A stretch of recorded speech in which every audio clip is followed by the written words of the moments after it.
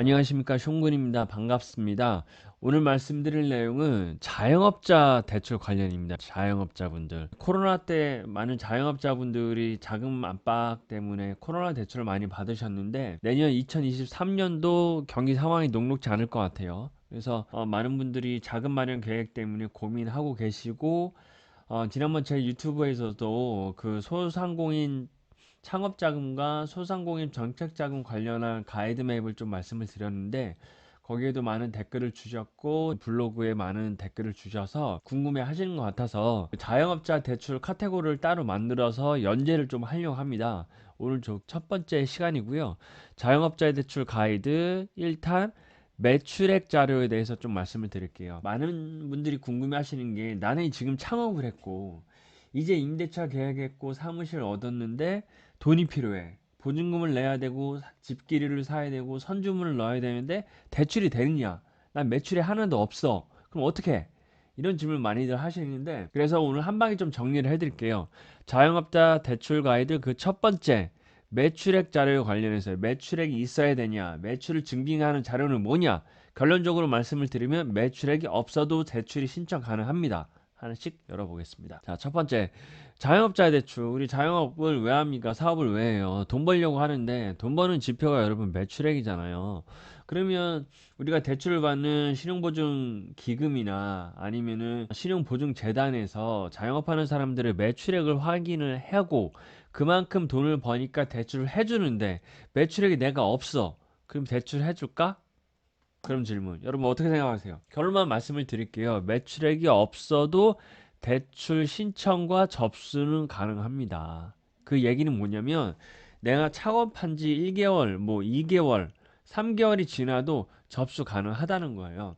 우리가 신용보증재단 전화해서 창업자금 대출 물어보면은 매출액이 있어야 되고 개업한 지 3개월이 지나야 된다고 신청을 할 수 있다고 하는데, 개업 3개월이냐 2개월이나 이거는 사실 중요한 게 아니고 매출액이 발생되는 게 핵심이거든요. 이제 개업한 지 일주일밖에 안 되는데 매출액 발생되고 있으면 그거 바로 접수할 수 있거든요.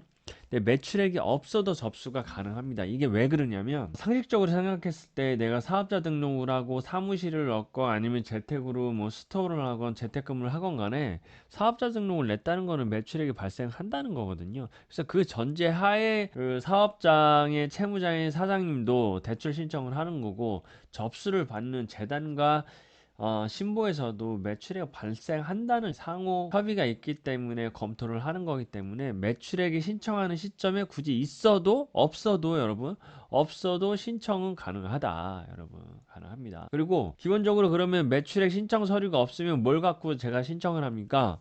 그러면 여러분 첫 번째 사업자 등록증이 있을 거 아니에요. 사업자 등록증이 있고, 두 번째는 내가 오프라인으로 매장을 열어. 그러면 여러분 임대차 계약서가 있잖아요. 임대차 계약서. 예. 사업자 등록을 할 때 임대차 계약서, 내가 커피를 하려고 그래. 커피를 하려고 여기를 얻었어. 그러면 여러분 계약금만 걸어놓고 임대차 계약서 있으면 그걸로 사업자 등록 다 할 수 있단 말이에요.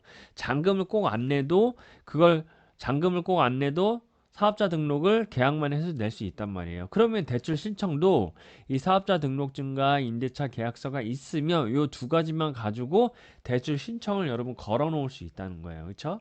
오케이. 그러면 내가 매출액이 지금 신고된 게 없는데 매출액을 확인하는 자료 뭐가 있냐? 매출액을 정말 신고를 한 경우가 있겠고, 두 번째는 신고를 못한 경우가 있을 거 아니에요. 그럴 때 그 자료가 뭐가 있냐? 재단 앞에, 기금 앞에, 신부 앞에 무슨 자료를 내느냐? 정확히 여러분 타이틀을 알려드리겠습니다. 이 사진 좀 캡처해 놓으세요. 내가 개인 사업자인데 복식부기를 해. 규모가 커. 그래서 재무제표를 작성해. 그러면 재무제표가 있을 거 아니에요. 그거 제출하시면 되고, 내가 재무제표는 작성 안 해. 복식부기 아니야. 그리고 과세 사업장이야. 그러면은 여러분 부가세 10%씩 내지 않습니까? 개인 사업자 같은 경우에는 상반기, 하반기마다 부가세를 신고를 한단 말이에요. 그럼 신고가 끝나면 부가세 과세 표준 증명원 이 나오고, 신고가 끝난 경우에, 신고가 안 끝났으면은 기장 세무사님한테 얘기하면은 신고서를 줘요. 부가세 과세표준 신고서. 요 두 가지만 있어도 매출액을 또 확인을 할 수가 있습니다, 여러분. 예, 다시 한번 정리해 드려요. 내가 만약에 개업을 한 지 얼마 안 됐어요. 부가세 신고는 상반기, 하반기를 하는데, 만약에 내가 뭐 달에 개업을 했어. 근데 부가세 신고를 하반기 하는 거니까 상반기 없잖아요. 그러면 신고서만 내도 된다. 신고서. 예. 그리고 두 번째, 그리고 또 하나는 사업장 현황 신고를 할 때 거기에 매출액 혹은 수익 금액을 기재하게 돼 있거든요. 그걸 가지고도 매출액 확인을 가능하고요. 또 하나, 나는 면세 사업자야. 과세가 아니라 면세 사업자야. 특히 보건업, 개원이 분들은 면세 사업자인데 그분들은 수입 신고 증명원, 수입 신고 신고서래요. 면세 사업자 수입 신고 신고서. 이건 1년에 한 번 하기 때문에 상하반기가 아니거든요.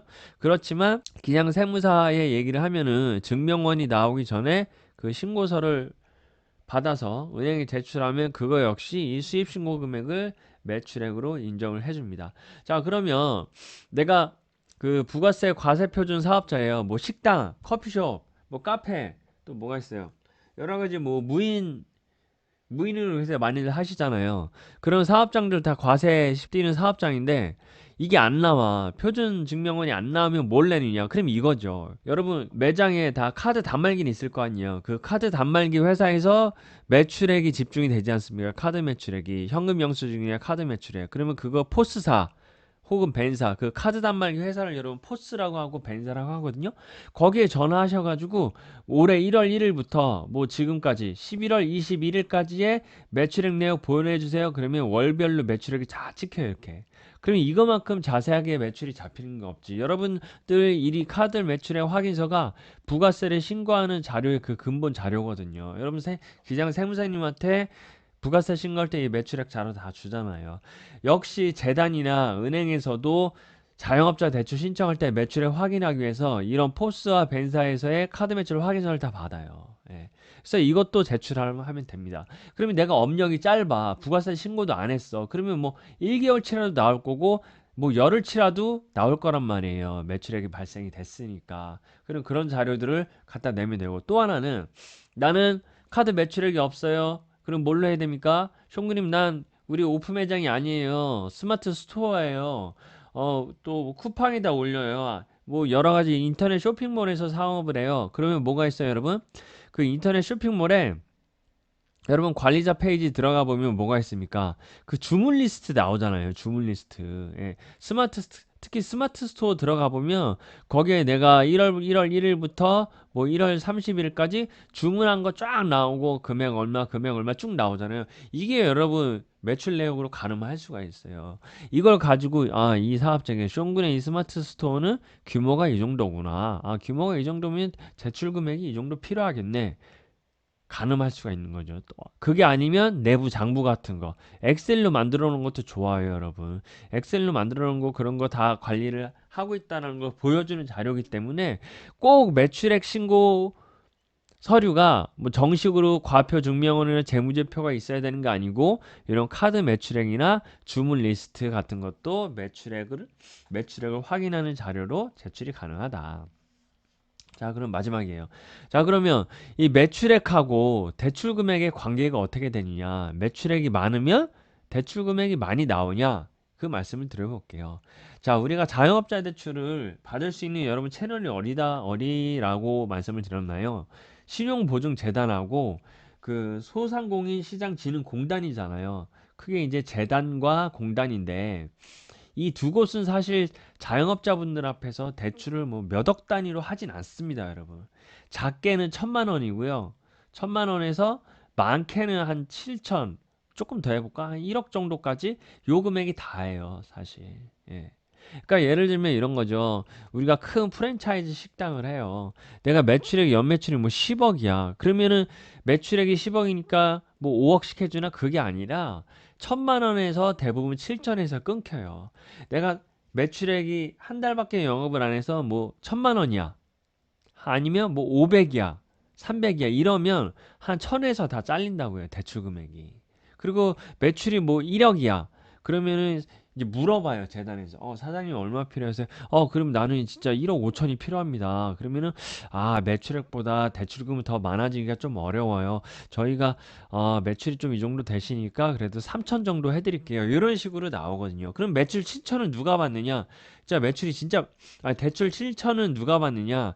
매출액이 정말 많아야 되죠. 그러니까 뭐 5억 이상 이렇게 좀 어느 정도 규모가 갖춰져 있고 월 매출이 월 매출이 1억 이상 나오는 데는 7천까지 끊기는 데 많이 봤어요, 여러분. 그래서 자영업자분들 대출 준비할 때 매출액이 내가 적은데 대출이 작게 나오면 어떡하지?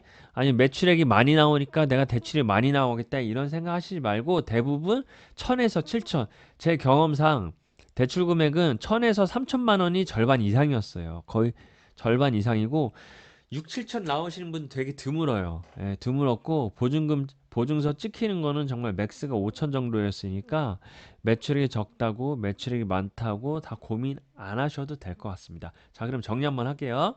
자, 매출액이 없어도 여러분 신청 가능하다고 했습니다. 어차피 그 신청 접수하고 나서 재단에 접수하고 나서 심사까지 2, 3주 걸리거든요. 그럼 그 2, 3주 동안 매출 발생하잖아요. 그 서류를 신청해놓고 나중에 추후 보완을 해주면 돼요. 재단이나 공단에. 그래서 매출액을 꼴 발생하고 나서 가야 된다. 이런 생각 안 하시면 되고요. 또 국세청에 신고하는 매출이 없어도 우리 부가세 증명원이 없어도 매출을 증빙하는 대체 서류로 제출 가능하다고 했죠. 그게 벤사나 우리 포스기에서 받는 카드 매출액도 되고 쇼핑몰에서 주문받은 내역도 가능하다. 현금 영수증 끄는 것도 가능하다. 그런 걸로 대체 서류를 제출을 하시고 그리고 매출액과 대출 금액은 관련이 있는데 큰 영향이 없다. 매출액이 아무리 많다고 대출을 많이 받는 것도 아니고 적다고 적게 받는 것도 아니라 통상적으로 1000에서 3000으로 다 끊긴다. 이렇게 좀 생각하시면 좋겠습니다. 여러분, 자영업자 대출 내년에 되게 중요할 것 같아요. 지금 경기 침체 온다고 다들 힘들어하고 계시고 금리도 지금 떨어지기 쉽지 않은 상황이라서 물가도 오르기 때문에 자영업자분들 추가로 그 자금줄 마련을 하셔야 되는데 제가 실거주 주택 관련 컨텐츠뿐만 아니라 자영업자 대출도 계속해서 만들어 보려고 하거든요. 그래서 여러분들 구독과 좋아요 계속 해주시고 오늘 말씀드린 내용이 좀 이해됐다. 나는 알아먹겠다. 내가 찾아볼 수 있겠다 하시면 꼭 좋아요 눌러주시고 궁금한 사항은 또 댓글로도 알려주세요. 감사합니다. 여기까지 하겠습니다.